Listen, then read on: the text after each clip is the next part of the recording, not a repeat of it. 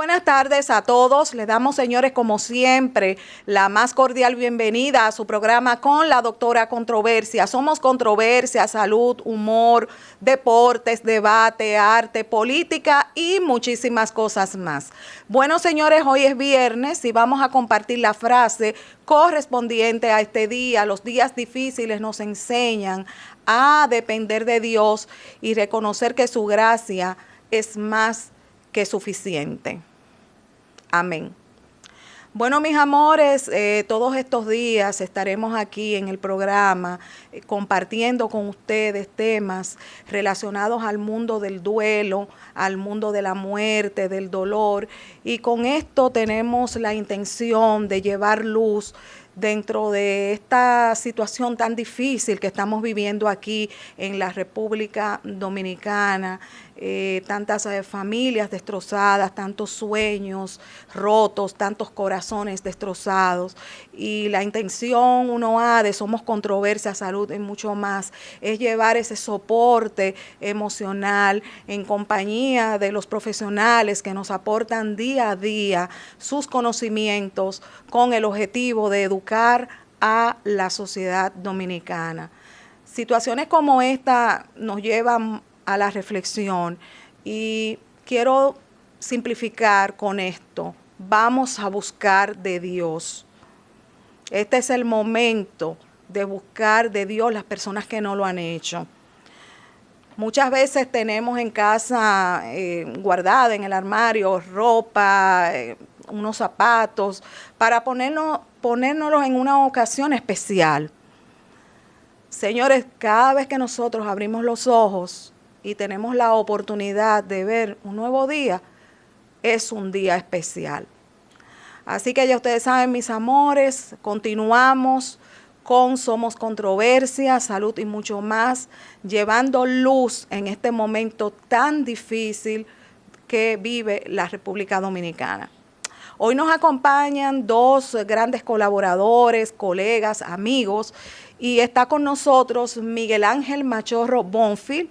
Él es psicólogo, tanatólogo, suicidólogo, sexólogo, etcétera.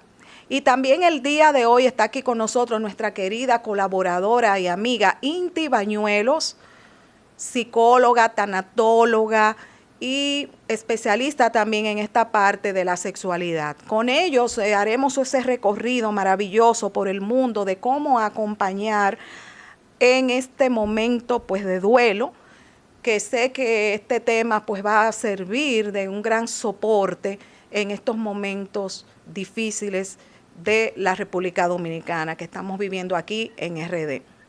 Buenas tardes, ¿cómo están? Bienvenidos de nuevo a casa. Hola, doctora. Hola, Muchas gracias. El día de hoy, hola. sí, ¿cómo están? El día de hoy vamos a continuar, Miguel, Inti, con este recorrido que estamos realizando por el mundo del duelo. Y la pregunta es para Miguel. Miguel, ¿de qué forma, de qué manera nosotros debemos de dar una noticia a un pariente, a alguien, de que su familiar ha muerto? Mira, yo creo que dentro de las actividades que se van a estar realizando, esta, esta es una de las más complicadas. ¿Cómo le dices a alguien que esa persona que fue a divertirse, que a lo mejor compró ropa, que a lo mejor compró algo para verse muy bien en este gran evento, hoy ya no está, ya no va a regresar? Yo creo que una de las principales cosas que tendríamos que hacer es ubicarnos en un canal emocional, totalmente emocional. No tenemos por qué intentar racionalizar las cosas, aunque esta parte racional va implícita, ¿no? Va implícita, pero tratar de ser más emocionales. En el sentido de que, bueno, tendremos que buscar principalmente a las personas, digamos, que tienen la mayor jerarquía dentro de la familia. Por ejemplo, si era un hijo o una hija, bueno, tratar de buscar a los padres y en su caso a los tutores. Si fuera el esposo o la esposa la que ya no va a regresar, bueno, pues igual, buscar a la pareja y esa es a la que le tendríamos que dar la información. Es decir, dentro de la posición jerárquica, buscar a aquella persona a la que le vamos a dar la información. Ahora, ¿cómo decírselo? Bueno, eso tiene mucho que ver con la persona que lo va a hacer, que va a dar esta muy mala noticia. Entonces, una de las cosas que nosotros planteamos es que tenemos que ser lo suficientemente empáticos en el momento y asertivos en el momento de dar la información. Es decir, no ser asertivos en el sentido de que ser lo más humanamente posible, buscar palabras que nos ayuden a dar esta noticia, sin darle tanta vuelta, sin tanta palabrería que nos pudiese confundir. Hay que ser directos, honestos y sobre todo honestos. Y esta parte de la honestidad tendría que estar acompañada de una condición emocional muy fuerte. Es decir, darle la oportunidad a la que la gente pudiese expresar sus emociones y nosotros utilizar un tono de voz que sea más o menos adecuado. Eso es lo que creo que se podría hacer. Miguel, otra pregunta para ti. ¿Cómo nosotros podemos dar una noticia a alguien que está hospitalizado y que ha perdido una extremidad o un miembro de su cuerpo? Yo creo que sería muy parecido en la anterior. Tendríamos que tomar en cuenta que la persona se encuentre consciente, que se encuentre lúcida y lo mismo, ser asertivos, es decir, ser directos, siendo honestos, no generando expectativas falsas, pero tampoco siendo ni muy negativo ni muy positivo, sino ser lo más real posible. Pero para dar una información a la persona que está hospitalizada, tendríamos que tener la información suficiente sobre su situación médica. Es decir, si no hay posibilidades de recuperación, pues hacérselo saber. Si se perdió alguna extremidad, hacérselo saber. ¿Sí me explicó? Y darle la oportunidad a que esta persona pudiese expresar el enojo, la tristeza, esa emoción, perdón, ese sentimiento, que saberse que horas antes estaba perfectamente completa, perfectamente bien, y que hoy bajo una situación que él no buscó, que él no provocó, hoy se encuentra en una condición de vida totalmente diferente. Y lo mismo, hay que ser honestos, hay que ser directos y tener la información suficiente para no mentir. Eso yo creo que serían las dos respuestas que podríamos utilizar, Cris. Miguel, otra pregunta para ti. Analizando esta situación tan difícil, desde tu punto de vista, ¿cuál sería el duelo más difícil de afrontar? Mira, todos los duelos son difíciles y todos los duelos son únicos. Y todos los duelos, de alguna manera, si son dolorosos, son muy dolorosos, ¿vale? Sin embargo, fíjate que las personas que saben de esto dicen que el duelo más doloroso, el dolor más grande que cualquier ser humano puede sentir es saber que tu hijo o tu hija murieron.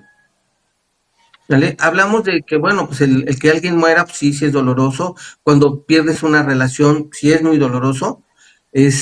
Cuando te cambias de casa, pierdes el empleo, son situaciones dolorosas y cada quien le va a dar el sentido y el nivel de dolor que cada quien quiere.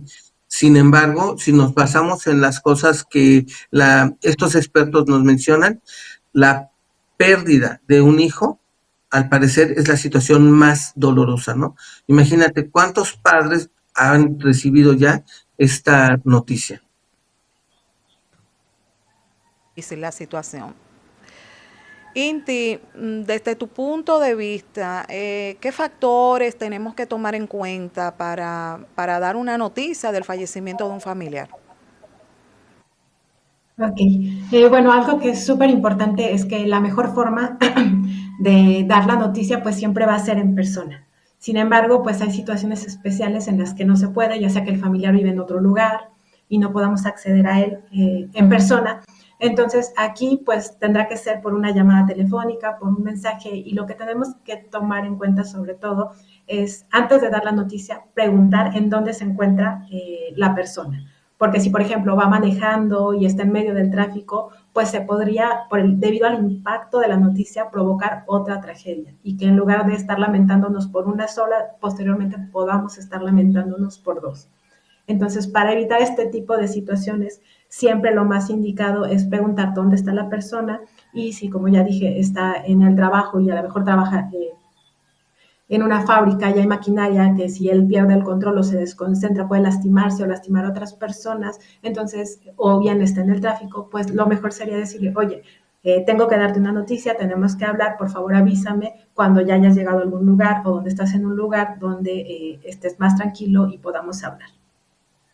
También es importante pues verificar si la persona ha comido, es importante cuando damos la noticia que no esté en ayunas porque el impacto de una noticia tan fuerte pues puede provocar picos de azúcar, subidas o bajadas de presión. Entonces, para evitar esto es siempre importante cuidar estos detalles. Esto Muy, sería en general. sí, muy interesante. Entonces, Inti, ya nos vamos al mundo de que ya encontramos a la persona, está en un lugar que yo le puedo dar la noticia, ya la persona comió. ¿Cómo le doy la noticia? ¿Cómo me expreso? ¿Qué hago? Bueno, Miguel ya nos dio una introducción bastante buena. Es muy importante cuidar la emoción que traemos. No tenemos que censurar nuestras emociones al momento de dar la noticia, pero también cuidar estar más o menos tranquilo, no exagerar, no estar demasiado exaltado para no asustar de más a la persona a la que le vamos a dar la noticia. De por sí la noticia ya es grave, entonces sí tenemos que tratar de hacerlo con cierto tono de voz, a pesar de que estemos llorando, a pesar de que estemos mostrando nuestra tristeza, nuestra angustia, tratar de hacerlo de la forma más tranquila posible para no asustar a la persona. Eso sería en general. Y también empezar como que diciendo algo positivo. Y lo positivo es de, bueno, solo quiero que sepas es que estoy aquí contigo, que te voy a dar una noticia, pero te voy a estar acompañando durante el proceso, para que la persona al menos sienta que hay algo de lo que se puede agarrar y que no está solo y la noticia no sea tan fuerte al momento de recibirla. También se puede cuidar el darle un vasito con agua, porque el que esté tomando agua hace que el cuerpo sienta que esté en un lugar seguro y el impacto al organismo sea un poquitito menos fuerte que si lo damos a secas, este tipo de noticias. Desde tu punto de vista, Inti, ¿qué no debemos decir a la hora de dar esa noticia? Porque es importante cuidar, no decir detalles innecesarios, no agrandarlo ni hacerlo más espectacular, porque podemos lastimar más a la persona de lo que ya va a ser lastimada por el tipo de noticia que estamos compartiendo. Lo otro es no dar órdenes. A veces somos muy directivos y entonces podemos decir, oye, vamos al hospital, tienes que ir al hospital o tienes que ir a ver el cuerpo, hay que hacer este trámite. Y la persona con el impacto y apenas tratando de procesar puede ser muy fuerte y esto a la larga puede generar problemas entre los familiares de no, es que yo necesitaba tomarlo con calma y tú luego me diste órdenes y no pensaste en mí. Entonces, para evitar esto, es muy importante verificar de no estar dando órdenes, no preguntar cómo estás, cómo te sientes, oye, tienes que ir al hospital o tienes que ir a hacerte trámite, qué puedo hacer o cómo te puedo acompañar para que te sientas mejor durante esto que sí o sí tenemos que hacer. Eso sería pues muy en general. Miguel, ¿qué es un duelo Sí, dime. primario? ¿Qué es un duelo primario y un duelo secundario? Bien, mira, vamos a plantear esto. Un duelo primario está directamente relacionado con las personas que se vinculan emocionalmente primeramente con la persona a la cual falleció o está accidentada. Entonces, por ejemplo, el duelo primario, ¿a quién afectaría? Pues afectaría a los papás, a los hijos, a los hermanos, a la pareja o a algún familiar que de alguna manera esté directamente relacionado con él. También podría ser, por ejemplo, con los amigos que se vinculan principalmente con esta persona de manera cotidiana, de manera frecuente y que mantienen un lazo emocional con ellos, ¿vale? Esa sería básicamente el duelo primario. Y el duelo secundario sería básicamente para aquellas personas colaterales que están alrededor de, o de circunstancias que en algún momento se van a presentar posteriores, ¿vale? Es decir, no tienen una relación directa, sin embargo, un recuerdo puede aparecer y nos puede conectar nuevamente con este duelo, ¿no? En algún momento nos podemos sentir incómodos, algo nos conectó a través de nuestros sentidos, y bueno, pues vamos a revivir posiblemente el duelo. Bueno, no, posiblemente no, vamos a revivir el duelo. Esto es más o menos lo que se podría hacer como duelo primario secundario, ¿no?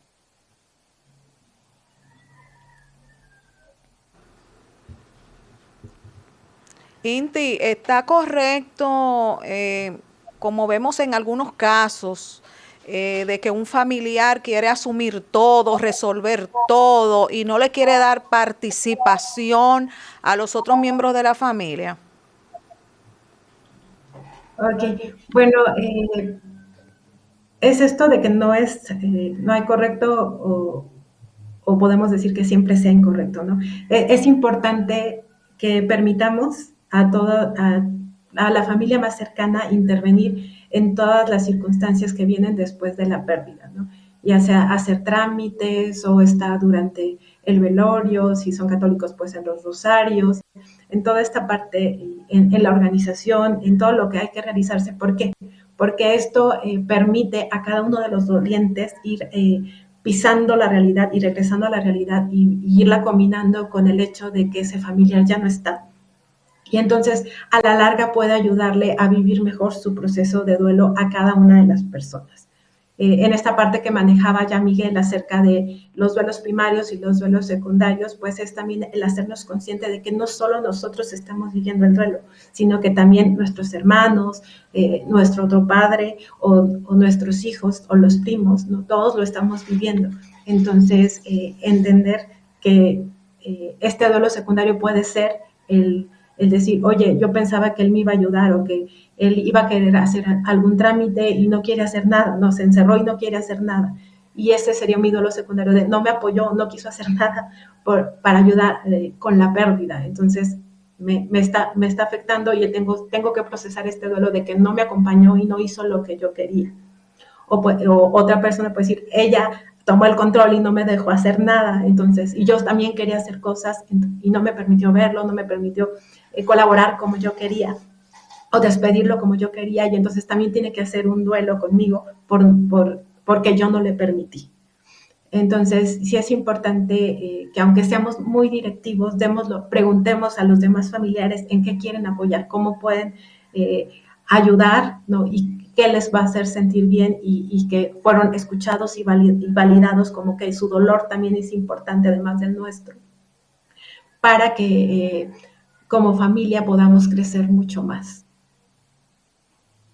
Esta Eso sería pregunta, en general. sí, esta pregunta va dirigida para ambos.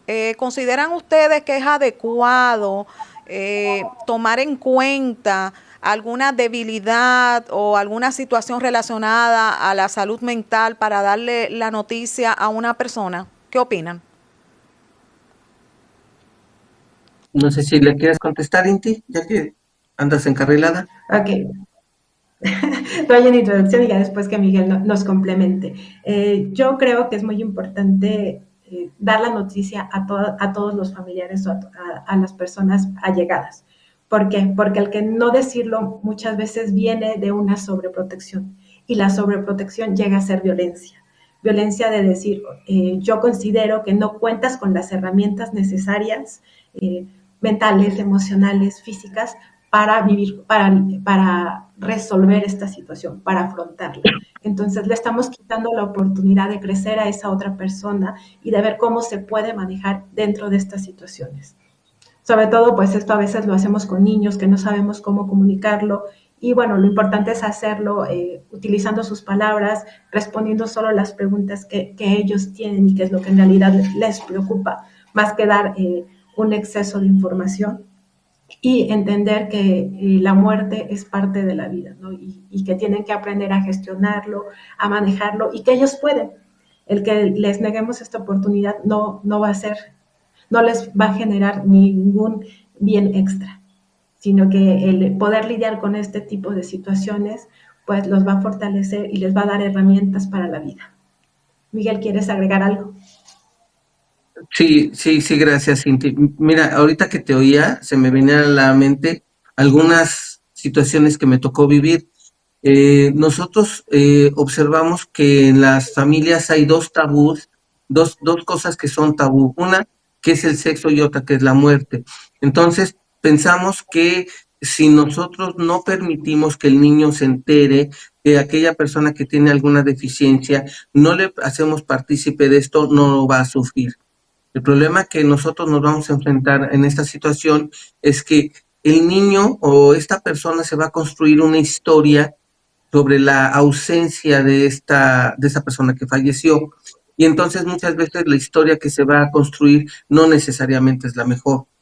Ahora, como decía Inti, morir es parte de la vida y nosotros desde que nacemos, estamos ya en camino hacia morir, ¿no? Entonces, parte de nuestro propio proceso de ir madurando, ir aceptando las cosas, ir manejando, aprender a manejar las pérdidas, es precisamente enfrentarnos en esta situación en donde le vamos a hacer partícipe al niño de, mira, acaba de pasar esto, te compartimos esto, pero además vamos a ir al velorio, ya sea que lo vayan a enterrar, ya sea que lo vayan a cremar, el niño o esta persona con alguna deficiencia tendría que estar participando. Claro, podemos preguntarle, ¿quieres ir? Si nos dice que no, ok, bueno, vamos a respetar su decisión, pero si nos dice que sí nos quiere acompañar, ¿por qué no permitir que empiece a trabajar desde niño todo este programa de duelos que va a ser durante toda su vida? Porque en las diferentes etapas por las cuales vamos a pasar, vamos a sufrir diferentes pérdidas. Entonces, ¿cómo queremos que aprenda a gestionar las pérdidas? ¿Cómo queremos que aprenda a gestionar sus sentimientos si nosotros no estamos permitiéndole esta información o este acercamiento? Y además, bueno, pues es un acto totalmente violento, ¿no? Como decía Inti. Eso es lo que yo agregaría. No sé si quieran comentar algo más. Me llama la atención, Miguel, ese punto cuando acabas de hablar de niños y la pregunta es la siguiente, una pregunta que siempre hacen, que nos hacen, ¿a qué edad aproximadamente debemos de llevar un niño a una funeraria? Desde siempre, desde siempre. O sea, no podemos marcar una edad de que es que el niño no lo sabe, no lo entiende. Bueno, pues vamos a explicarlo. Y te decía con mucha precisión, hay que responder las preguntas precisas sin caer en rollos, ni demagogias, ni en mentiras, y ser directo a a la pregunta del niño.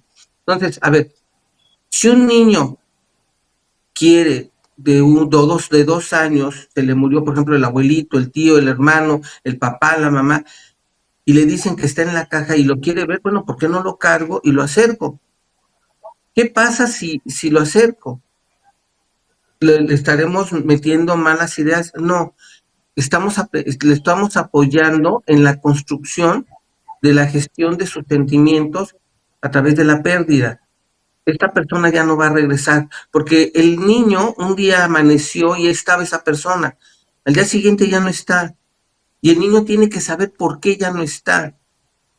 Y muchas personas podrían asumir dentro del discurso que le dan al niño esta condición religiosa, se va a ir al cielo y va a estar con Diosito. Ok, si la condición religiosa de la persona cae dentro de esto, ¿se puede permitir? Claro que se puede permitir.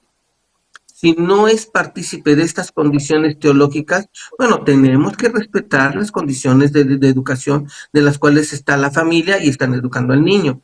Entonces, desde siempre hay que permitir que los niños se vayan acercando a esta situación de duelo. Eso es lo que yo digo, no sé ustedes cómo piensen.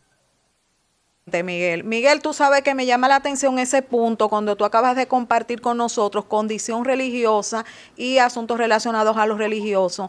Hemos observado en esta tragedia que hay algunas personas que han cuestionado a Dios y que dicen, ¿por qué Dios permite esto? Yo quisiera ver la posición de ustedes como psicólogos y tanatólogos. ¿Qué opinan? Inti, ¿te sigo? Eh, bueno, yo creo que me gustaría dirigirme a el por qué oramos, ¿no? Y en realidad, porque muchas veces oramos, eh, podría ser erróneamente, ¿no? Pensando que es para que Dios cambie las circunstancias. Y no es así. Oramos para entrar en contacto con ese poder superior. Y está esta parte de no, de que, ¿por qué esta persona? ¿Por qué a mi familiar? ¿Por qué si era tan bueno? ¿Por qué si era tan buena? Y entonces el poder superior nos puede regresar la pregunta, ¿no? ¿Y por qué sí? ¿No? O sea, ¿por qué a esa persona tendría que haberla salvado y no a otras? No hay como que una respuesta. Las personas que creen en el destino dicen que hay tres cosas que maneja el destino y, y sobre las que de verdad no tenemos ninguna inferencia, ¿no? Una es cuando nacemos, porque qué posibilidad había de que justo ese espermatozoide con justo ese óvulo se cruzaran y saliéramos nosotros. La otra es cuando contraemos alguna enfermedad. Hay gente que cuida mucho su alimentación, hace ejercicio, súper sana toda su vida y le da un cáncer o le da un efisema pulmonar. Y hay otros que son alcohólicos, mujeriegos, no cuidan la forma en que comen, no tienen buenos hábitos y llegan a los 80, 90 años perfectamente bien. Entonces, es otra cosa que también podríamos decir que es parte del destino, parte del rompecabezas, que finalmente somos una fichita y que tenemos que encajar ahí exactamente. Y la otra cuestión donde no tenemos mucha injerencia es precisamente en la muerte. Y con esto hay una anécdota que tenemos aquí, bueno, no una anécdota, un caso súper fuerte que sucedió aquí en la Ciudad de México y es en una pastelería estaba un señor con su hijita con síndrome de Down cuando entran unos asaltantes y entonces le piden el celular a la hija y tratan de quitárselo, la niña no sabe qué está sucediendo, entonces abraza a su papá y trata de protegerse con el papá y trata de proteger el celular. Y entonces los asaltantes se ponen violentos y le dicen, oye, o me das el celular o te disparo y te mato, ¿no? Y entonces el señor le dice, muy tranquilo, muy ecuánime y protegiendo a su hijita, le dice, tú podrás dispararme, y tú podrás elegir dispararme, pero no puedes elegir matarme. El único que decide sobre eso es Dios. Entonces le disparan y desafortunadamente sí falleció el señor. Sí. Sin embargo, pues después los empleados de la pastelería cuentan cómo lo vivieron. Y entonces es súper interesante, ¿no? De que cómo en realidad nuestra muerte ya está de alguna forma decidida, ¿no? Y cuando decimos también aquí en México, cuando nos toca, ¿no? Y así estemos gravísimo y tengamos una enfermedad y un mal diagnóstico, si no es nuestro momento, Dios no va a salvar, ¿no? Si estamos en un lugar donde sucede un accidente y no es nuestro momento, no vamos a morir en ese accidente o en esa tragedia. Entonces hay que nuestra fe y nuestro amor sean mucho más grandes que nuestro dolor, ¿no? Y esta definición del duelo, que es poder despedirnos y poder lograr que el amor por nuestro ser querido que hemos perdido sea mucho más fuerte que el dolor de haberlo perdido. Y saber que él tenía una misión, tenía algo que cumplir en esta tierra y ya lo había hecho, por eso llegó su muerte y esta gran tragedia para quitárnoslo de alguna forma. Miguel, ¿quieres complementar? Sí, Miguel, yo te quiero hacer una pregunta relacionada a esos puntos que Inte ha compartido con nosotros y con esta inquietud que hemos observado que algunas personas tienen de ese cuestionamiento hacia Dios o hacia el Señor. ¿No deberíamos hasta cierto punto de reflexionar separando lo que sería una situación cuando es algo que surge, una enfermedad, de algo que realmente surge por una negligencia o un error humano? ¿Qué opinas? Yo creo que aquí hay dos respuestas. Una, la parte lógica, la parte que es obvia, ¿no? Si alguien no se cuida, si alguien no hace adecuadamente las cosas, bueno, pues si no come bien, si no duerme bien y todo este tipo de cosas, bueno, pues lo que va a pasar es que se va a enfermar. La lógica dice eso, ¿no? Ok, bueno, yo ya estoy enfermo, ¿ahora qué sigue? Bueno, ahora lo que sigue es que si a mí me dan un diagnóstico donde me dicen que tengo una enfermedad crónico-degenerativa que me va a matar y yo no me quiero morir, entonces, ¿qué es lo que va a pasar? Que yo voy a empezar a construir un pensamiento mágico religioso. Y es decir, resulta ser que a mí me dijeron que para que se cure mi mal, tengo que ir a tal lugar que está en la tierra de tal estado de la República y que hay un municipio donde hay una iglesia hasta arriba de un cerro que cuesta mucho trabajo llegar y que en la parte de atrás del cerro hay un árbol que da un fruto verde y con amarillo y que yo lo tengo que hacer en té para tomármelo y si me lo tomo, ¿me salvo? Mi pensamiento mágico religioso, debido al miedo que tengo y a las ganas de vivir, me hacen ir hasta allá, buscar la iglesia, ir a la parte de atrás, pedir permiso o me lo robo. ¿Ok? Y entonces, a ver, ¿cómo le hago para entender que lo que no pude hacer adecuadamente va a tener un resultado diferente? Yo me puedo cuidar. De hecho, yo tengo un amigo que es pues muy sano y ya lleva dos paros, dos infartos y nunca ha fumado. Hace ejercicio, cuida bien su alimentación y el tipo ya tiene este problema, ¿vale? Entonces, a ver, ¿cómo puedo hacer para que yo pueda entender que hay cosas que ya no están en mi control? Bueno, pues voy a construir este pensamiento mágico religioso. Y una de las cosas que voy a hacer es orar y pedirle a Dios que por qué a mí, bueno, que me salve, ¿no? Pero también dentro de mi enojo le voy a reclamar, a ver, ¿por qué a mí? ¿Por qué no a otro? Y entonces, bueno, pues si nos vamos a estas cuestiones teológicas, vamos a tener que regresar a esta parte del libre albedrío, donde técnicamente y supuestamente Dios nos dio la oportunidad de que nosotros eligiéramos nuestra vida. Y que, bueno, puede haber situaciones colaterales como lo que pasó en días pasados en esa discoteca. La gente no fue a morirse, la gente fue a divertirse. Y entonces uno se pregunta, bueno, ¿por qué a mí? ¿Por qué en este momento? ¿Por qué no a otro?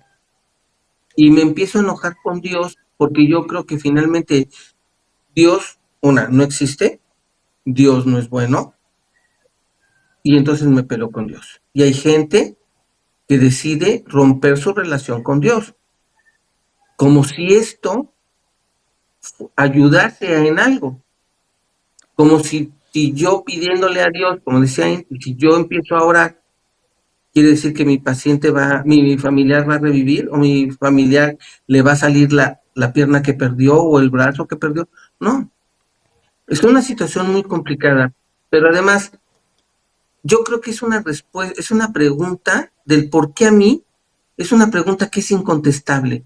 ¿Y por qué creo que es incontestable? Porque le digas lo que le digas a la persona, nunca la vas a dejar satisfecha, porque ella quiere otra respuesta. Y no importa quién se la diga. Por eso creo que es una pregunta que no tiene respuesta. No sé ustedes qué piensen de esto. Es bastante compleja, sí, la pregunta, pero sé que ustedes han dado bastante edificación sobre el contenido de la misma. Ahora tenemos una pregunta en pantalla. Al momento de darle a conocer un hecho, un evento a una persona, ¿se puede chocar con su tipo de personalidad? Algunos prefieren ser directos, otros que sean más suaves. ¿Cómo sería esto? Luis Montero.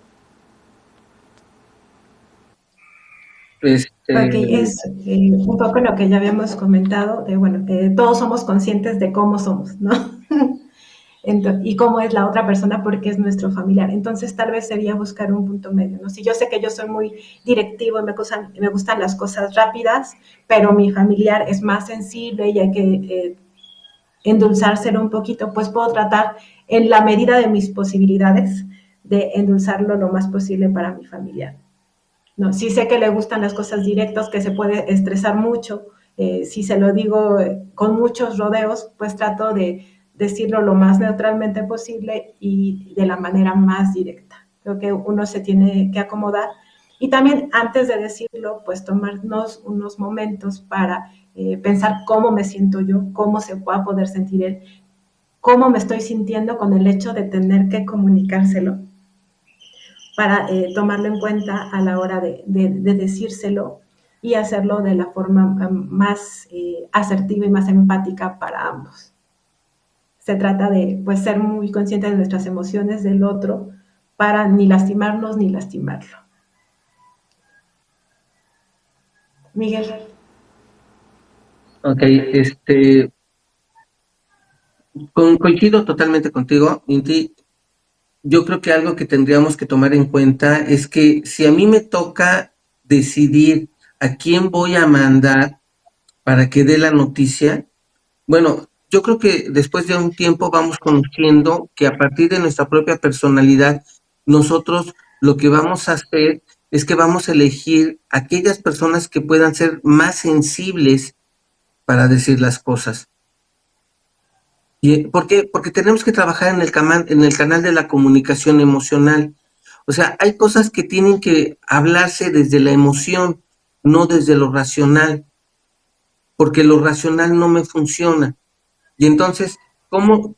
Y entonces entraría yo en conflicto, como decía Inti, ¿no? A ver, si yo soy muy directo, soy muy racional y la persona a la que se lo voy a decir es muy emocional, pues nuestro nivel de comunicación no va a ser contacto. Si yo soy emocional y ella es racional, lo mismo, no vamos a conectar.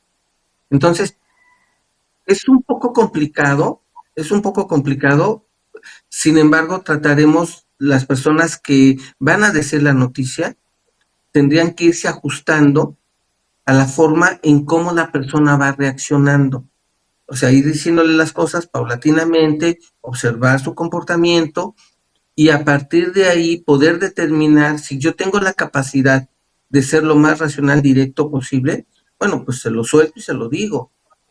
Pero si la persona es muy emocional, bueno, entonces también buscar ese canal de comunicación emocional, no racional, que me permita conectarme con ella, que ella se conecte conmigo con respecto a la información que le tengo que dar. Y entonces ser concretos, directos, honestos en el momento en que estamos dando esta información. Hay algo que es bien importante. Es una información muy, muy complicada. Y siempre la persona a la que se lo vamos a decir, por muy racional o muy emocional, siempre va a tener una reacción emocional. Mira, les quiero poner un caso concreto. Cuando muere mi madre, mi tío, su hermano, estuvo presente en todo el proceso de la muerte de mi madre, incluyendo hasta que se cremó. Una sola lágrima no soltó. Y siempre se mantuvo serio, serio, totalmente serio. La pregunta es, ¿porque estuvo totalmente serio, no sintió nada? No, claro que sí, porque mi tío era un tipo muy bromista, que utilizaba el mejor y el peor momento para hacer bromas, y en ese momento no hizo ninguna broma. Se quedó totalmente serio, no hablaba, no comía, no tomaba ningún tipo de líquido. al parecer todo el mundo decía, es que no expresa ninguna emoción. Claro que sí la expresa. Hay una forma de dolor que puede ser leída a partir de su seriedad, a partir de su rigidez. Yo puedo entender, sí le pegó. ¿Me puedo acercar a él desde la parte emocional? Sí, pero no mucho. ¿Me puedo acercar a él a partir de la parte, me puedo acercar a él desde lo racional? Sí, pero no mucho. ¿Sí me explicó? Entonces, son cosas que tenemos que ir trabajando, aprendiendo. Por eso es que es importante que un especialista pueda dar este tipo de información. ¿Cómo la ven ustedes? Muy bien. Excelente. Si yo tengo que ir a ver a un amigo o un familiar, ¿qué no debo de decir en esa visita? ¿Qué no debes de decir? Ah, pues no debes de decir, este, yo creo que no debes de decir, cálmate, tranquilo, ya no va a pasar, ya pasó, ya, cálmate, ya. O sea, son cosas que no tenemos que decir, porque mira, la palabra cálmate nunca ha calmado a nadie, la palabra tranquilo nunca ha tranquilizado a nadie, pero siempre ha tenido un poder totalmente opuestos. ¿Sí me explicó? Y entonces cuando le decimos a alguien cálmate, se prende. Cuando le decimos a alguien tranquilo, se prende. Imagínate que tú llegas, o yo o Inti llegamos ahí a donde está el hospital y queremos tener información de nuestro familiar y nos dicen, mire, no se preocupe, váyase a su casa, descanse y nosotros le hablamos. O sea, ¿puedes hacer eso? No, yo creo que son frases que no puedes decir. Son frases que no puedes hacer, que no puedes construirle a la persona, porque de alguna manera estoy dando a denotar que no me estoy conectando con esta persona desde la parte emocional. ¿O cómo la ves, Cinti? Sí, yo creo que es muy importante esto, ¿no? No decir que se calme y no invalidar sus emociones, no reducirlas o querer que se levante antes de tiempo de, mira, es que no te pongas así, tienes que estar bien por tus otros hijos o por tu mamá o por tus primos o por algún otro familiar, ¿no? Es importante respetar los tiempos del doliente para procesar su duelo. Bueno, eso pienso, ¿no? Otra cosa es también no hacer preguntas innecesarias, porque a veces dentro de nuestro propio temor, de nuestro miedo de que a uno de nuestros familiares le pudiera ocurrir algo similar, pues preguntamos muchas cosas sobre cómo sucedió, y por qué le diste permiso, y tan chico porque estaba ahí, o tan grande porque estaba ahí, ¿no? O cómo fue que sucedió la situación, ¿no? Y preguntamos demasiadas cosas para tranquilizarnos nosotros y encontrar una forma de, bueno, si yo no hago lo que hizo él o lo que hizo ella, puedo prevenir que a mi hijo, que a mi hija o que a mi esposo le suceda lo mismo. Y entonces estamos pensando en nosotros mismos y no en respetar y acompañar en su dolor a la persona que tiene la pérdida. Entonces también eso me parece importante, el tener mucho cuidado de las cosas que le preguntamos. Es muy diferente si él o ella nos quieren contar y dar detalles a que si nosotros llegamos y preguntamos, porque entonces estamos poniéndonos nosotros como protagonistas y no respetando que es el momento para trascender y vivir su dolor de esta persona. Eso creo que también es importante. Si yo no sé qué decir, ¿qué hago? ¿Qué digo? Miguel. Nada. Te quiero poner otro ejemplo que me pasó hace muchos años. Fíjate que una ocasión estando de vacaciones en mi casa, me comentaron que había muerto una prima y estaban conmigo mis hijas, la mayor tendría como 7 años y la menor como 4, algo así. Y entonces, decidimos ir al velorio y les platiqué a mis hijas a dónde íbamos. Entonces, cuando bajamos del vehículo que íbamos a entrar a la sala, me dice mi hija la mayor, me dice, oye papá, ¿y yo qué le digo? Me dice, porque no conozco a mis tíos, no conozco a mis primas. Y le digo, mira, lo que vas a hacer es que le vas a decir, hola, yo soy Andrea, te quiero mucho, aunque te acabo de conocer, te quiero mucho. Quiero decirte que lamento mucho la pérdida de tu hija, que me hubiera gustado mucho conocerla porque mi papá habla muy bien de ella. Y la verdad es que me siento muy triste porque te veo triste a ti. Y me dice mi hija, ¿todo eso le tengo que decir? Le digo, sí, mi vida, todo eso se lo vas a decir en silencio con un abrazo. Solamente abrázala y apriétala tan fuerte como tú quieras demostrarle que estás ahí para ella. Entonces, si no sé qué decir, no hay necesidad de inventar nada. Yo creo que el contacto físico es una de las cosas más maravillosas que hay.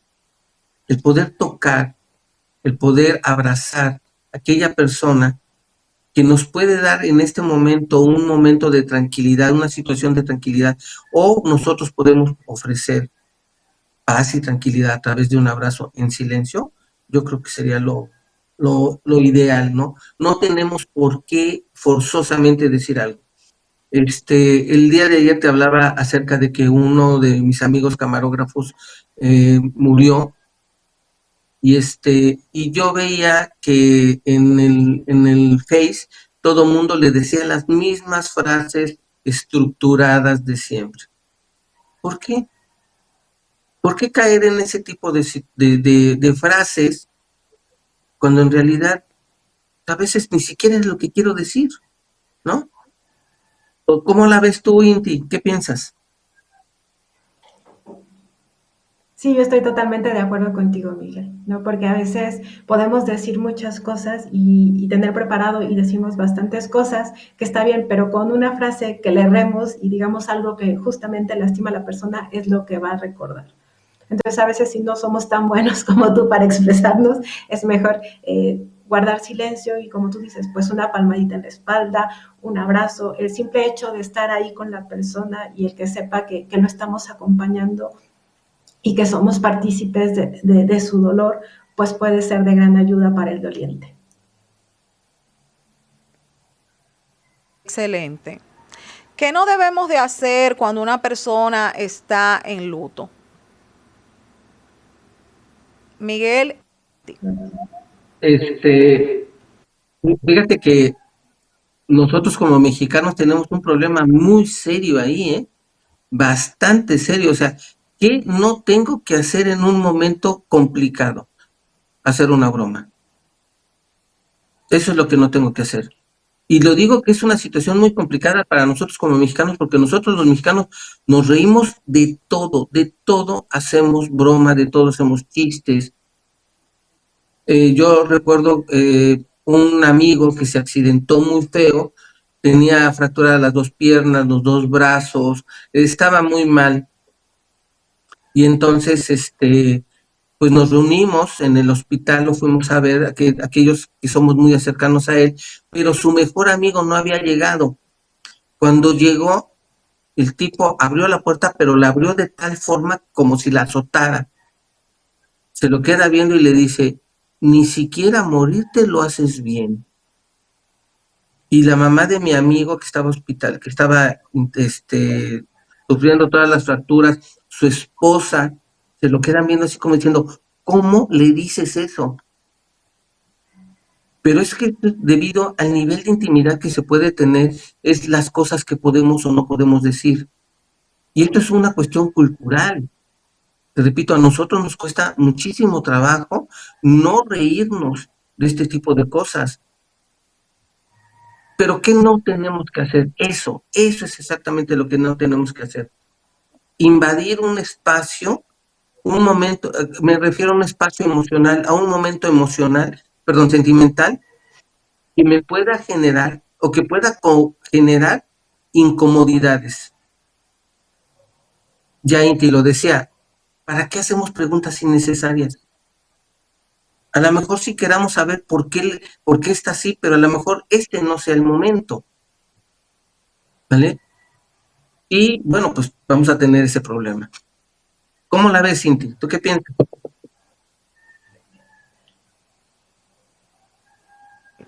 Sí, yo Tenemos coincido con entonces previsto una segunda parte donde estaremos tratando unos puntos muy interesantes que sé que van a brindar mucha luz en este momento tan difícil que está viviendo la República Dominicana. Por favor, compartir redes sociales y números de contacto.